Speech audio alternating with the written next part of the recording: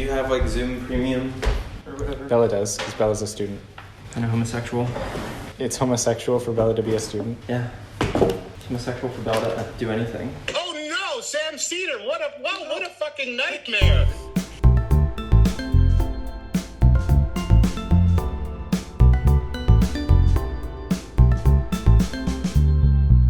Welcome to the Dillweed Society podcast. My name is Vera, and my favorite movie is Flash Gordon. My name is Max, and my favorite movie is Hot Fuzz. Yeah, welcome. I can't do the accent, but my favorite movie is All That Jazz.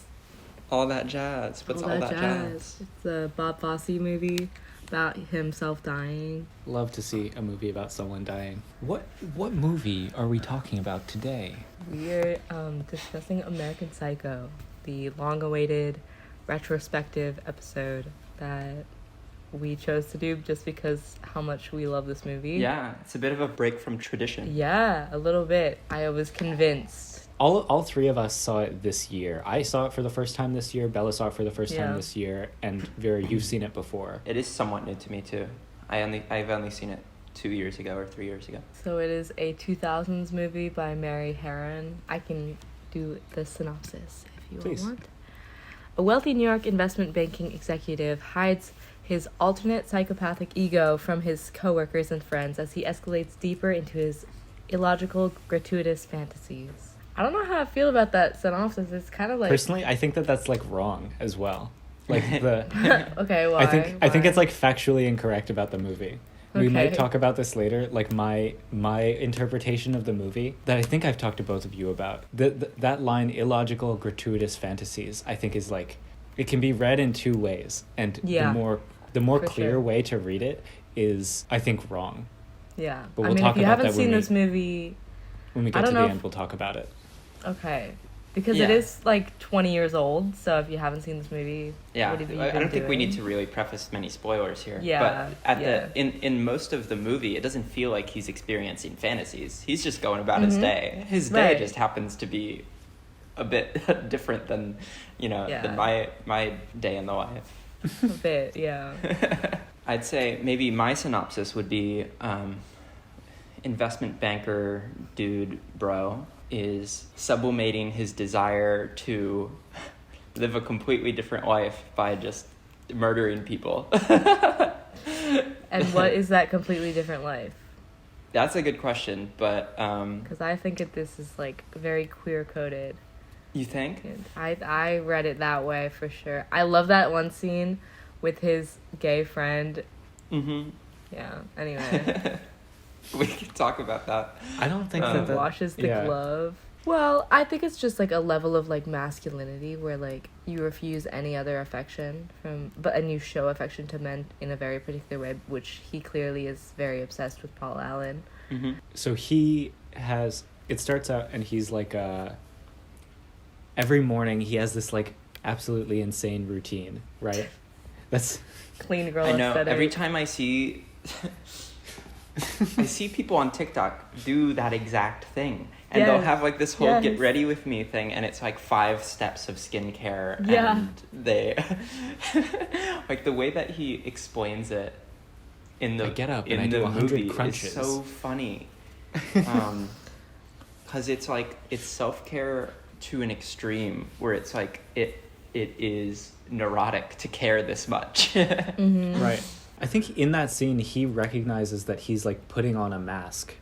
Like Oh, yeah. in, you know, Like the he's face mask my is persona definitely like has to exactly. Like the face mask is representative of his like of this persona Actual that he mask. puts on. Yeah, this Yeah. mask to hide his true self. Like nobody knows the real Patrick Bateman. But who is his true self? Because at that point, if you're doing so much evil, like who are you? The secret that we've been dancing around is that while he's like an investment banker, his favorite hobby is just murdering people. Particularly women, but also men and dogs. Yeah, the first murder he Dogs. does is the Yeah, he- man and his stray dog. Oh, The- right, the right. homeless Yes. Yeah. I don't think I realized that he killed them. Yeah, Or yeah. did kill them. Yeah. And that's like the only thing that he enjoys out of life. He doesn't actually do anything at work. This is like Yeah. they sort of Which I find really funny. It's so on the nose. Like, because He it's sits in an mentioned his office. dad owns the company that he works for, right? His girlfriend says that to him. It's like, what are you doing, Patrick? Why do you even do all this stuff? And he turns to her and he's like, because I want to fit in. It's like, I want to be popular. That's like his driving motivation in all of his performance of identity is just to fit in and be popular. Mm-hmm. But it's exhausting for him because it's inauthentic. Yeah, I mean, Right. I didn't even realize, but the subtitle for this film, or like the tagline, I guess, is I think my mask of sanity is about to slip. Like, I didn't realize like how much significance like the mask held like in this narrative. But I also think it depends on how you read the film, like whether these are just fantasies or actual things that he, okay, not yet. Okay, never mind, Max. I'm sorry. No, I'm not saying that yet. I'm just expressing my disdain for the popular narrative. Okay, yeah. Well, we should unpack it. Why not? Yeah. Yeah. At the end of the movie, there's an implication, which is that all of the murders that have taken place so far all occurred in Patrick's mind.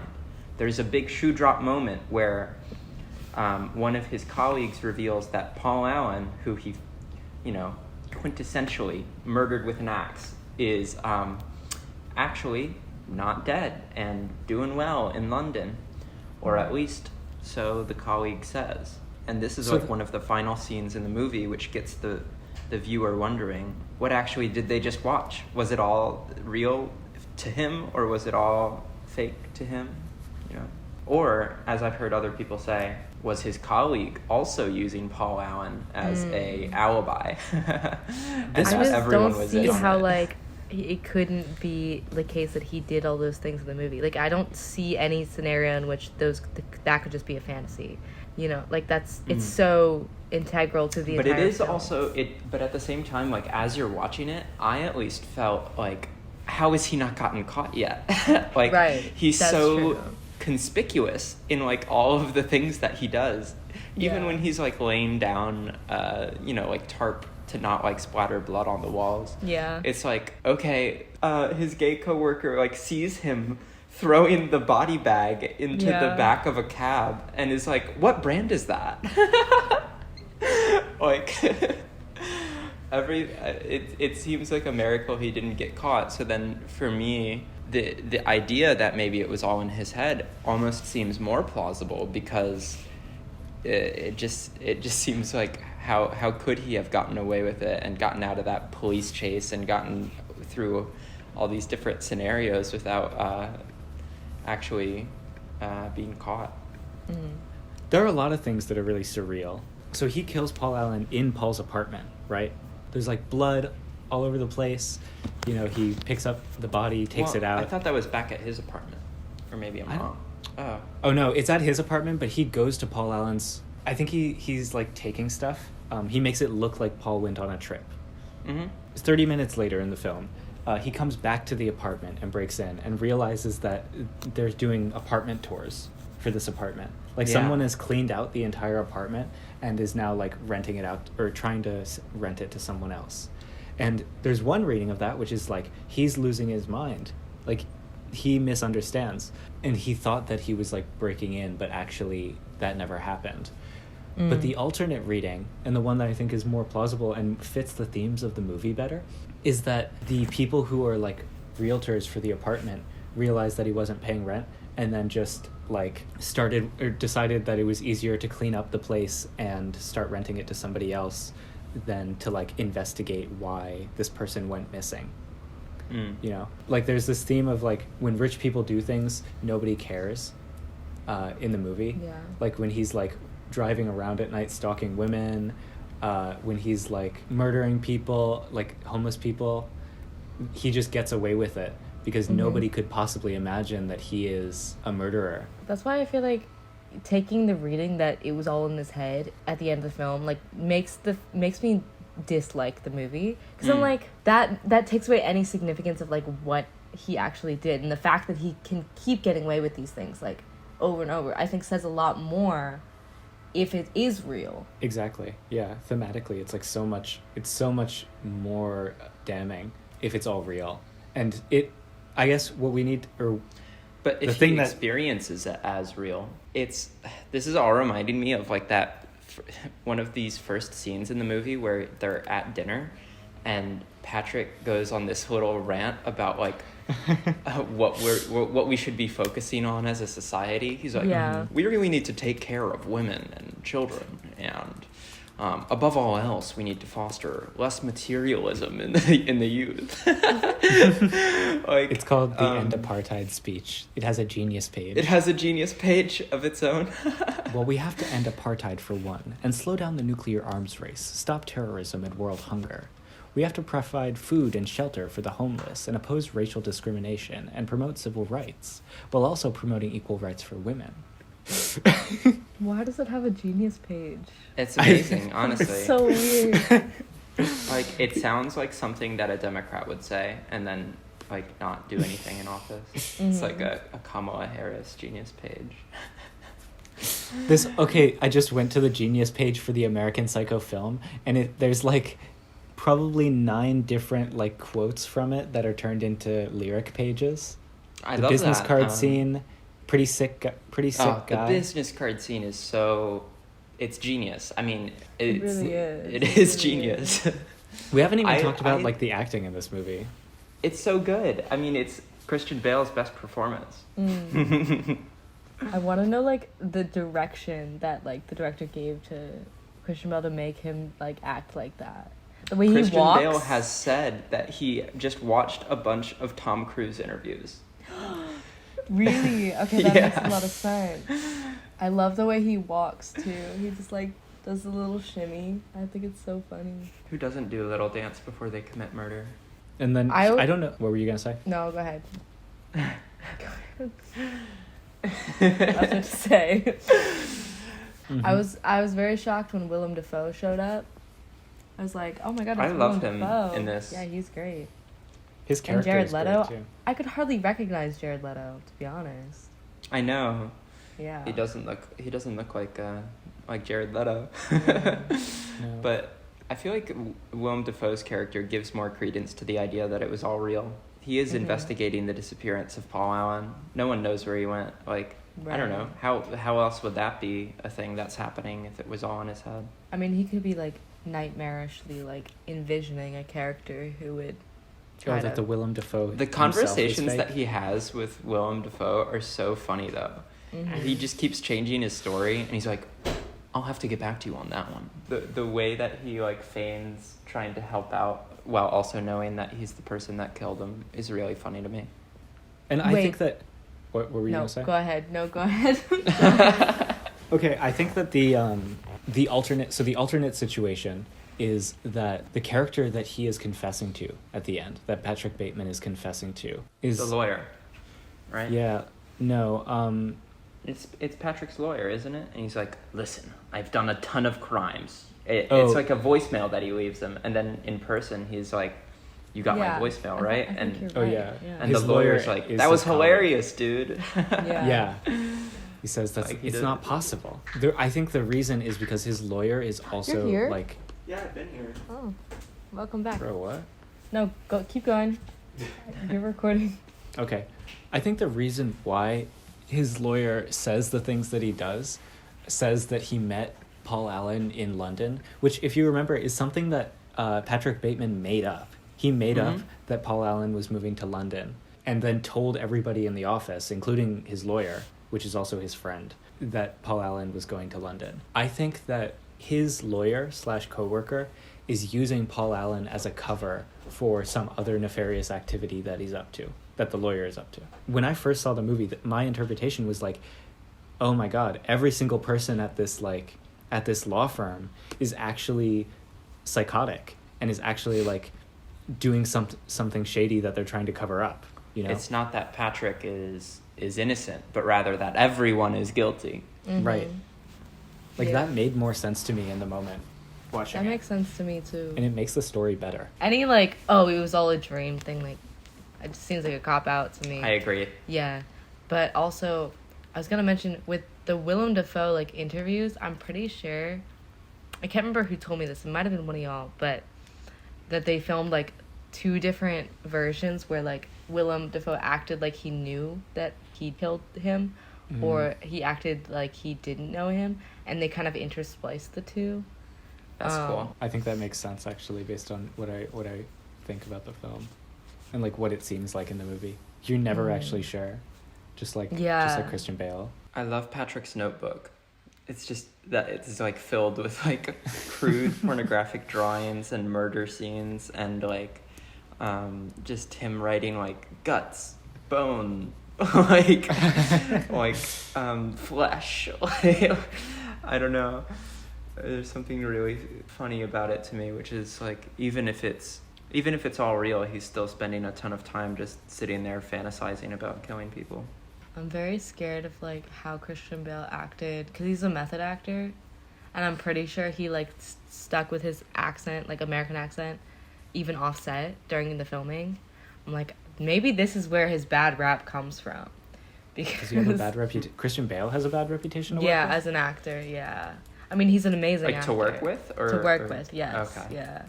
And I can just imagine, like, maybe if he's in this film, like, I can't even imagine, like... Yeah, what? I bet. I don't imagine that Patrick Bateman would treat service workers very well. No, I really don't, yeah. I kind of wish we had a scene like that. You know, him walking into a Starbucks. What would Patrick Bateman do? I think it depends on whether he thinks he's being watched, right? That's because interesting. he always has this veneer of being like a good person. He does like act completely differently when he thinks he's not being observed. I want to transition this over to his relationship with his wife and your like queer analysis of the film. Honestly, yeah, I want to hear more forgot about you your had a queer reading of it.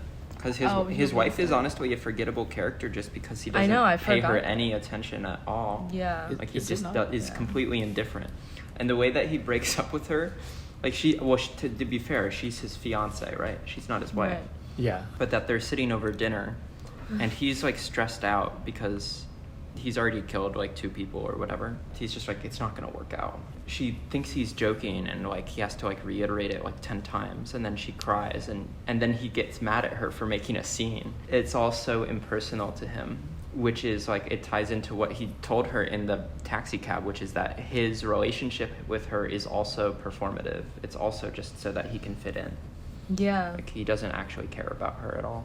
Yeah, and it seems like a lot of his sexual encounters with women are centered around himself, like his masculinity, and they're not like important other than like his selfishness, which is, I think, a thing in general in terms of how men It's that scene where he's looking in the mirror at Yes. his own muscles, Yep. where Yep. he uses Yeah. his sex with women as a way to reaffirm his own masculinity. Yeah, and I think his strongest relationships in the film are with his male counterparts, and I don't know.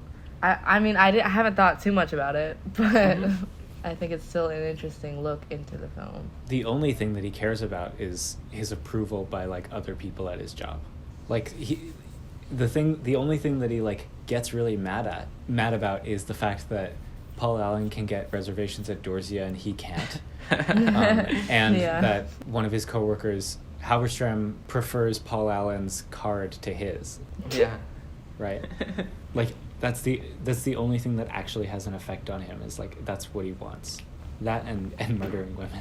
But I wonder where his like murderous desires come from, because I feel like they have to be underpinned by like what we're talking about with like his need to uphold his own identity and masculinity through approval.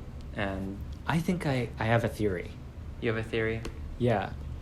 So I think that he feels forced to be like totally perfect all the time at work to impress people.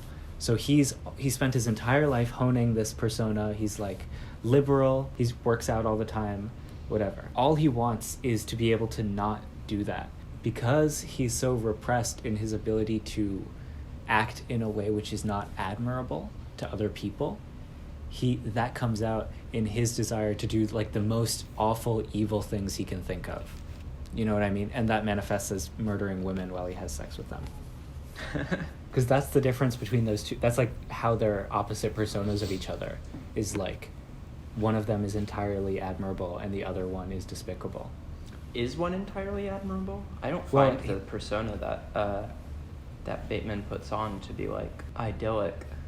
I think that's his perspective on who he's playing. Like, this character he's playing is like this perfect person. I feel like from Patrick's point of view, the persona that he puts on is the perfect persona.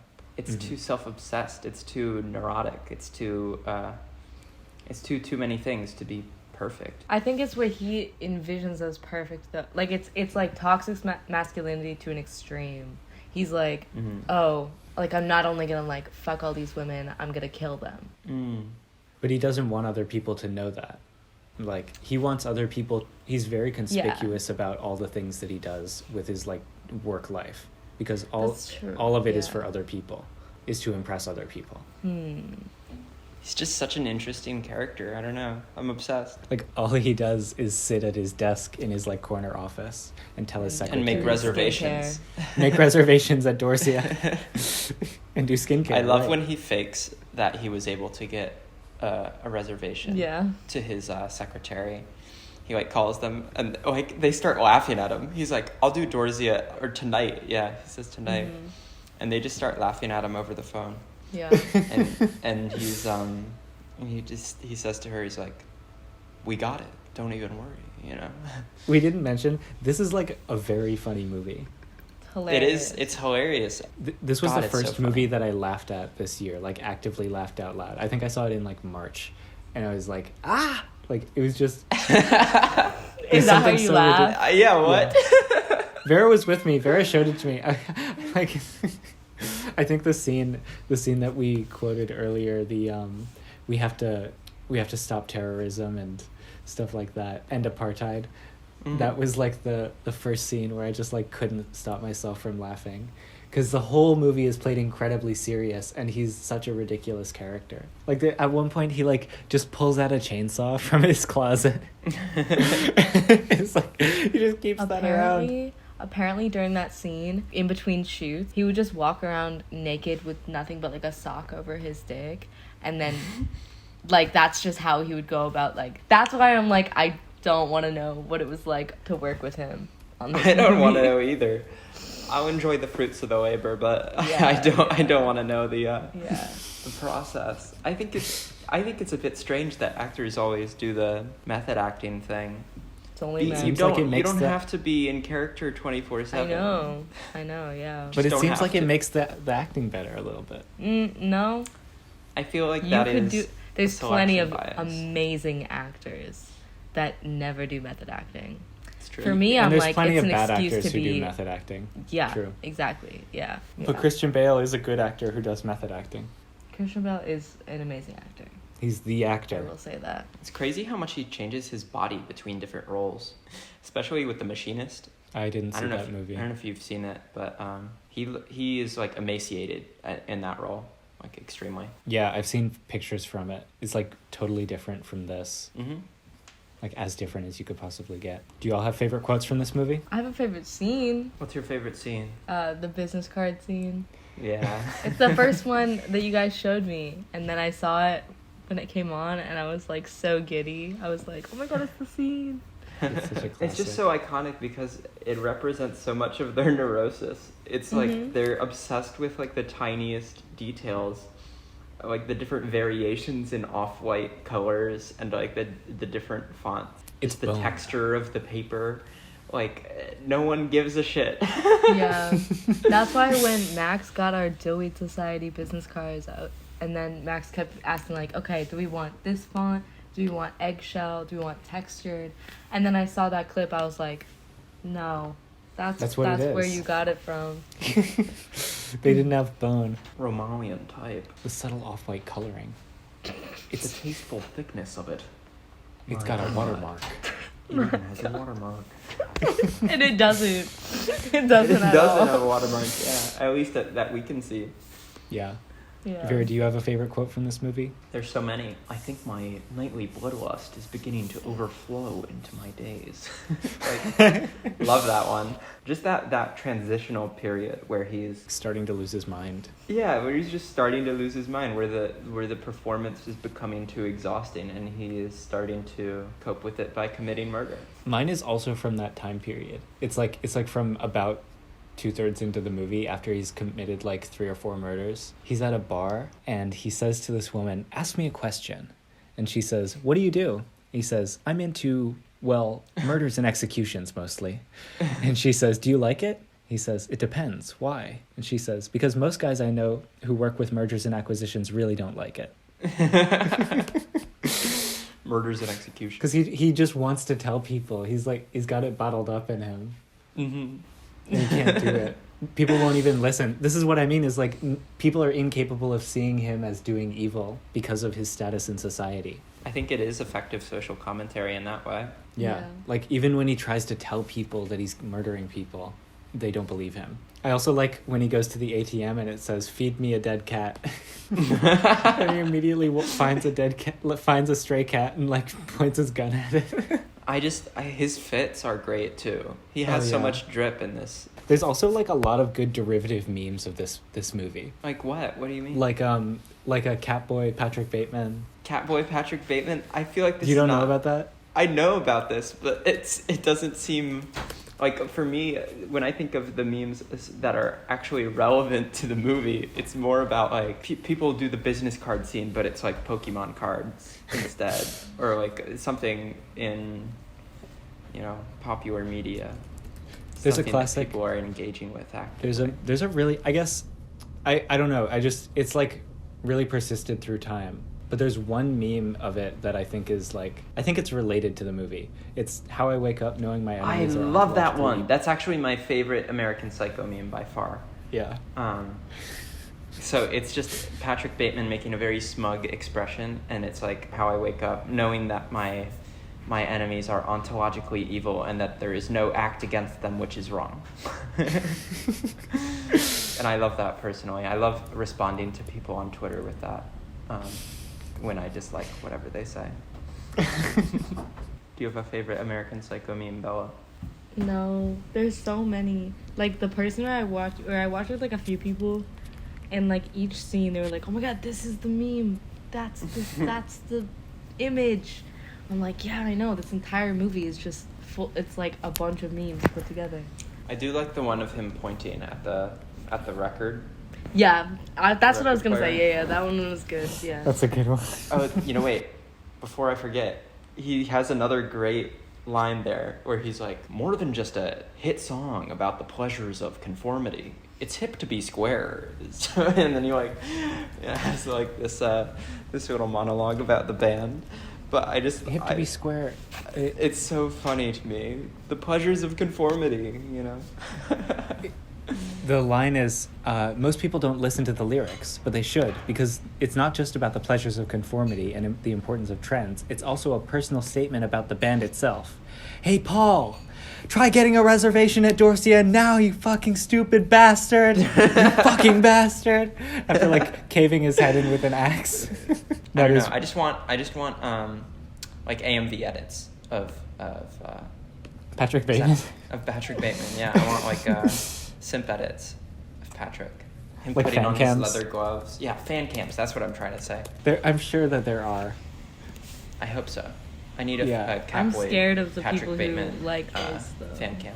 I wish he died at the end. I think it would have been better if he died at the end. How do you think he should have died? I don't know. I just think he should have died. Like, he should have just, like, Max got an fantasized aneurysm. the perfect murder of this man. It'd be very Bateman of you to that come up really with a would be. good murder for him. I think he should just, like, slit his own throat, like, in front of all of his coworkers. And just, like, bleed out. Tweet that is like, it was like a bunch of like TikTok boys like posed like out at a pool or whatever, and it was like 4 of them, and they were like, "You see us at the pool, what are you doing?" And someone quote tweeted and said, "Killing myself in front of you to permanently alter the trajectory of your lives and your relationships to one another." Yeah, you can cut that out. Just had to get that in there. I saw this movie, Crazy Stupid Love, last night.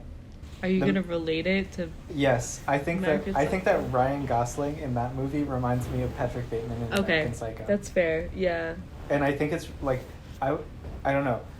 that movie is so uncritical, I feel, of like Ryan Gosling as a character. And that I was like super turned off by it. But when I watched American Psycho, the movie is so clearly like critical of him and who he is. Like the whole movie is a satire about his character. I feel like it was somehow, even though he was way worse, the movie was much more enjoyable to watch because I felt like I was communicating with the director. It's really funny you say that because it ties into like one of the strangest things about this whole movie, which is that the community of the movie is extremely divided. There are people that genuinely see Patrick Bateman as like an idyllic finance How can tech you? bro. How can you? There are people out there. I've met some, honestly. If you like NFTs, he might be your guy, Patrick Bateman would try and sell you an NFT. Yeah. He would. I just want to fit in. I don't know. I think there is a severe lack of media literacy when even Patrick Bateman can be interpreted as a good guy. Because I agree with you, Max, that this movie is very like blunt about the fact that Patrick is not a good guy, whereas you were complaining with the other movie that Ryan Gosling is not painted in negative enough of a light. But I just find it funny that people still manage to see Patrick in a positive light, even despite that. Yeah, is this based on a book? I think so. Yes. Because I think I read that, and then the writer of the book is a guy, but the director of this movie is a woman, which is interesting to me, because now I'm like, I don't want to read the book, but I want to read the book to like see how it's different, because I think it does make me see it differently knowing that it's directed by a woman. I almost wish we had like a mangaka art book for American Psycho. Yeah. Wow, I love talking about movies. Do we want to give ratings? I give this movie a 4.5 stars out of 5. If I had to give it a percentage, No I one would give it asked, but sure. If I had to give it a percentage, I would give it 96.5%. Wow. Okay. I think I'm also going to give it 4.5. I'd say 5 if it were perfect, but there are still a few things I would change. What things would you change? Mainly the final scenes. I think it would be better if it were unambiguous about what was actually happening the whole time. But beyond that, it is a very good movie and one that kept me fully entertained the whole way through, and that is completely unique in the niche that it occupies in media for me. So 4.5. I also gave it a 4.5 out of 5. I was trying to look back because I can't remember if I gave it a 4 or a 4.5. But I think just because like of how iconic it is and like what I had in my head like going into it, I was just like very giddy. The one thing I would change is the ending. We all agree on We all everything. agree. Have you ever wanted to be able to nominate or vote in ceremonies like the Oscars or the Emmys? Have you ever loved a feature so much only for it to be swept under the rug? Well, worry no more, because we at the Doughy Society host a non-exclusive movie award ceremony each year in February. And if you apply to become associate, you can nominate any movie you like and vote on the collective nominations. It's completely free. It takes 2 seconds. Just visit apply.doughySociety.com and we will send you all the active information. You can also browse our website, doughySociety.com, and see our archive, and there's a bunch of other cool stuff there. Email us at doughySociety@gmail.com if you have any complications or questions. All right, that's my spiel. Back to the show. So I'm going to recommend that people check out Guillermo del Toro's Cabinet of Curiosities on Netflix. I've been watching it. I haven't finished it, but they're like hour-long thriller stories that are really entertaining, and Guillermo del Toro is a genius, and I don't know, it's all His very new well movie put is together. coming out. I'll have to check that out also. Yeah, Pinocchio. Ooh, that'll be cool. What's your recommendation, Bella? I'm gonna recommend another short film this week. It's called Dirtbag. It's on YouTube. It's by a very famous YouTuber and Letterboxd user, Karsten Rundquist. How do you be a famous Letterboxd user? Is I that a don't thing? even know. Yeah, it is a thing. Okay. Yeah, it's That's cool. Dirtbag. Check it out. I would like to recommend the short film Black Ice, which is a film about a climbing gym in Memphis and a bunch of members of it who go up to Montana to ice climb for the first time.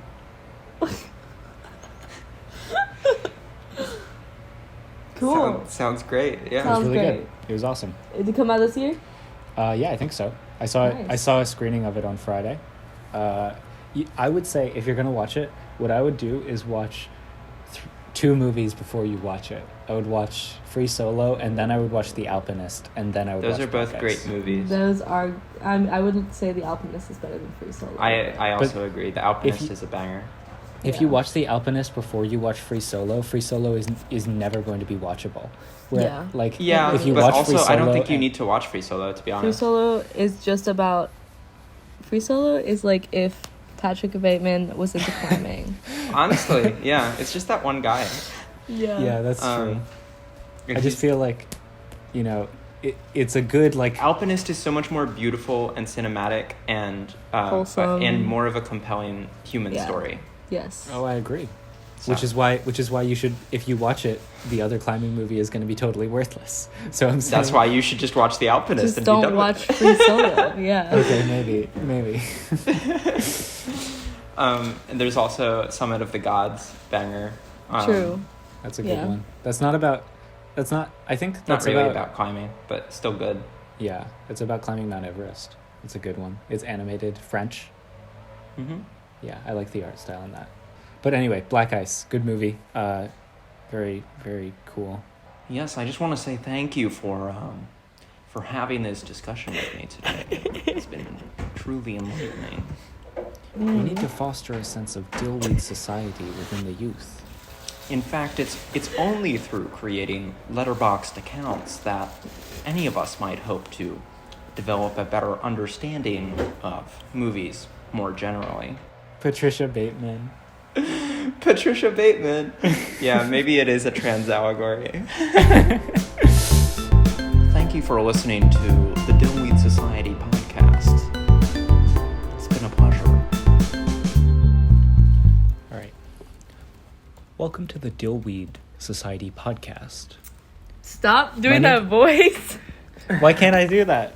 That was the point. That was what we were doing. No, okay. I thought you were doing an August impression. Okay, never mind. Go ahead.